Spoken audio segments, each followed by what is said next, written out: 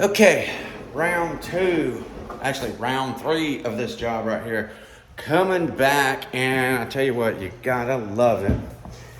When the client comes in the house after you leave and kicks the air down to 40, and you get over here and it's 57 degrees. I had the vinyl laying out in here with the heat turned up to about 69 when I left. You just gotta love it. You just gotta love it. Anyway, we are ready to rock and roll today. I'm gonna run over this real fast and show you what's going on. Okay, so I said a couple days ago that I was gonna be running this probably different than a lot of guys would run this, and I wanna show you what's going on and why.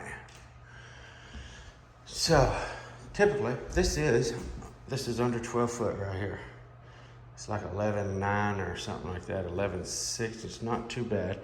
This whole kitchen is under 12 foot. Let me get over here so you can see what's going on better. Anyway, it's under 12 foot. I could run it one shot all the way through here, okay? It's not that big of a deal, honestly. It wouldn't have been that bad to do that at all, but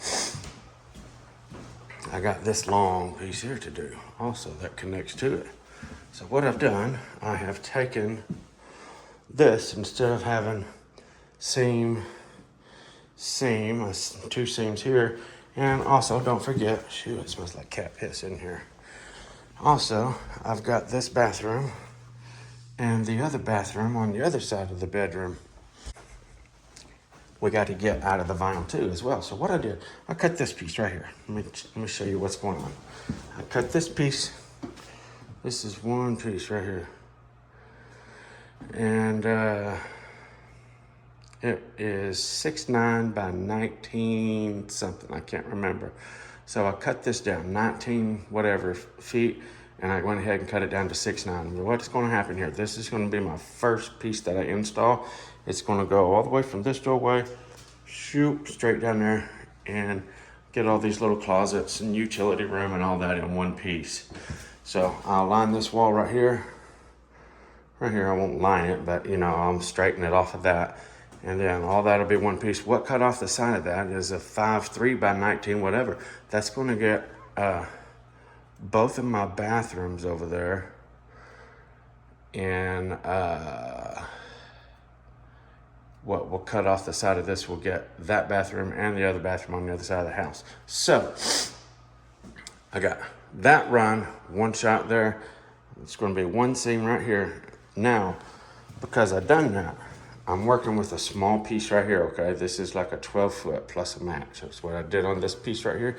And then right over here, it's going to be another 12 foot plus a match. And there'll be a seam right across here, right from the end of this bar, right there. You might say, wow, you putting a seam right there? Yeah, you know what? It's all good. If you do it right, it's never going to wear out and it's going to hold up forever. I think I proved that in a recent video I did on proper vinyl seaming, how it holds together great if you do it right. So we don't have no issues out of that. Anyway, that allows me to work with one piece in there, get all that in one little piece, which is great. Run it up long ways. It's less than 7 foot wide, so that's going to be super easy to do. This right here, now I'm only working with a small 12 foot piece in this little kitchen area. No big deal, super easy to deal with. Same thing right there, makes everything super easy. I'm working with 3 little pieces instead of a big shot and a couple small pieces. So it just makes everything a whole lot easier to deal with that. I got the same amount of seams. I still have a seam here and I have a seam here instead of having a seam there and there. So the same amount of seams, they're just in different places. The advantage is getting to work with smaller, easier pieces to deal with, okay? So you can see what's going on. We got this big piece of vinyl, 19 footer, done out and folded in half, and I'm fixing to work my end. We'll pick it up, carry my end. Let's see here. I'm gonna go right back there to that back wall with my end. That'll put him about right here. Again, we're gonna line it, measure it off of this wall right here. It's a 20 foot wall, get it straight, fold it over that way. Cock-a-doodle-doo. Okay, so this is how it should look once you get it like you want it right here. We have a grout line. See, this grout line is going to fall in this doorway to seam my kitchen onto. I've got it nice folded back right here. You can see there's air, heat actually blowing up under it. But anyway, I got this in here, folded back, exposed my grout line here so I could measure off the wall. Go down there and measure off the wall, make sure it's nice and straight, and then do some cutting and gooing, okay? Let's get to it, chop chop.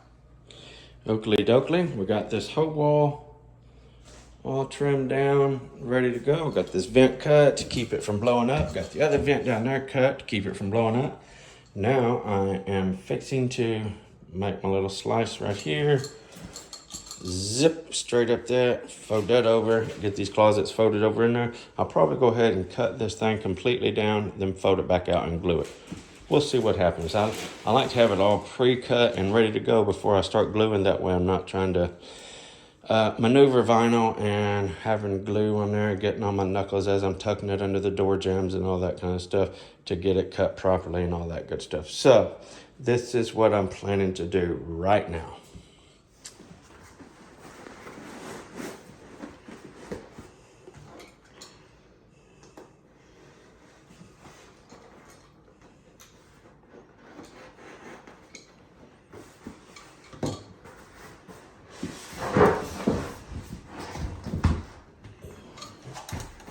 Cut right there, how far it is from the grout line, and then I'll just start at the top and work my way down, keeping my distance about that far from the grout line. We got the thickness of the wall there to go by, so we got about 6 inches to play with there, but it ain't gonna be too bad. Okay, it's all cut. Now I'm gonna get a little bit more finesse to it, so I can fold this on over there. So now I'm going to take and match this down really good. I want to get that real close to the corner right here where I can make some precise cuts on this and get it wrapped around in there, okay? I want to actually come back here to this side of the thing. I don't want to come out here to this, to the front. I want to come back here to this side, okay? There we go. That'll stretch just a little bit as we fold it over, but it will be okay as long as we do it gentle, it won't rip.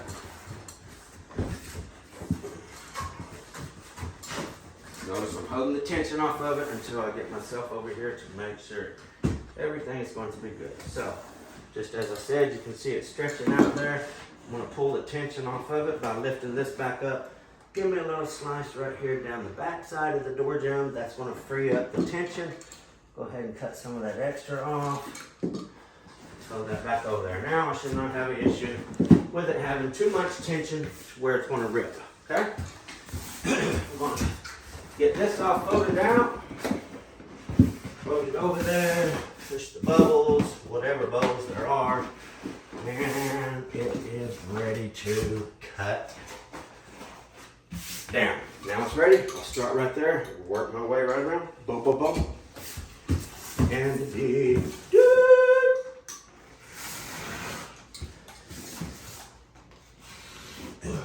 we put quarter round down so you don't have to be too crazy precise about getting this to the wall all fleshly dusty and perfectly worky and all that good stuff.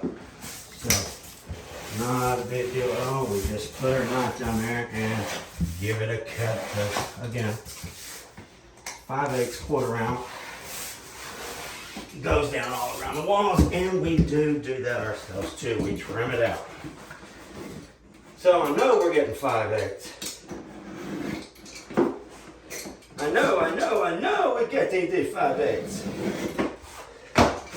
Lift that a little long right there just so I can get that worked in the corner a little better before I get too precise with it. There we go. Now I got that down in the corner good.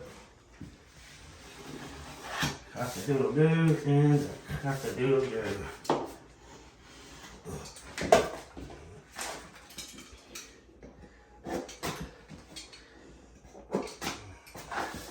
There we are. Okay, we are ready to now glue this part, but we're not going to. We're going to go up there in the closets and do all that stuff the exact same way I did this right there, okay? Cheerio. Okay, we got everything everything is cut down and ready to go. Now we got all our closets put in there. Everything is cut. So now what I'm going to do now, this is going to pretty much hold it pretty good because we have our closets and everything cut down on this side. So the first thing I'm going to do first, I'm not going to do this side first. I will do this side first because these closet cut-ins are going to hold it in place. Ta-ta and ta-ta. Time to glue. Okay, well that glue's drying. We're not going to sit around and twiddle our thumbs, are we or are we? No? I didn't think so. Okay, we're going to come in here and pull this commode, do a little bit of prep work. We'll right around that bad boy right there, get it drying. By the time we get this up and the prep done, that glue in there is going to be ready to go, ain't it? Yeah. Yeah. Ta-ta-ta-ta. Okay, so this glue is dry and ready to go. Look at shiny, son, shiny. We're ready. I'm fixing to pull that tape and roll this bad boy out, right out through there. How's about that? That'd be awesome. The thing about that is, whenever we do roll it out, we want to keep off of the glue as much as possible until we get this rolled, okay? Don't want to step on it over here and then start rolling from here over there, because you will trap that where it's stuck on the floor. It'll be stuck, and then you'll have a kink in your vinyl. You'll have it stuck in the glue right there, and you'll not get it rolled past that because it's going to need to move a little bit as you roll it that way. Once you stick it there with your foot, it's stuck, okay? Remember that. Notice I picked my roller up and set it over here. This is not glued. If you roll your roller over here to get it where you want it, you're going to push up a bubble, and then when you roll it out, you're going to be jacked up. Always pick it up and set it down where you want it to start at, or else you're going to be in trouble. Here we go, little bitty roll, roll, little roll, roll, little bitty roll, roll. There we go. Notice I'm not walking on it like I've just talked about until I follow my roller, okay? It's very important, you guys. Follow your roller.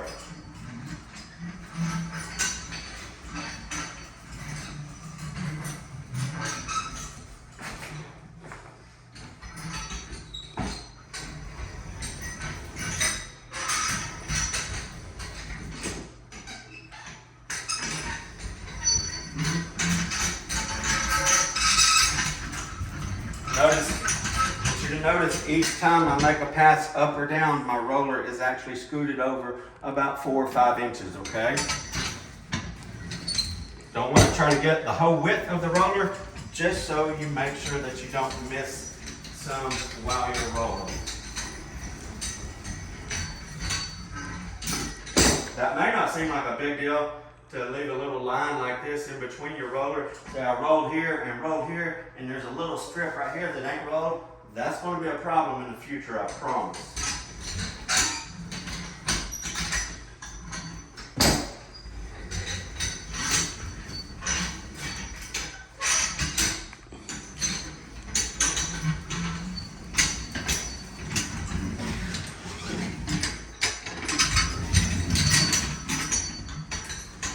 Okay, cock-a-doodle-doo, it is time to tuck these door jambs.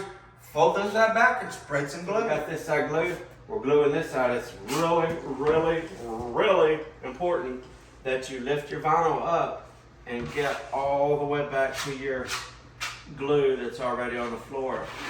If you leave a little ridge, a little spot this wide underneath your vinyl that don't have no glue, that one little spot is going to pucker up and cause problems, okay?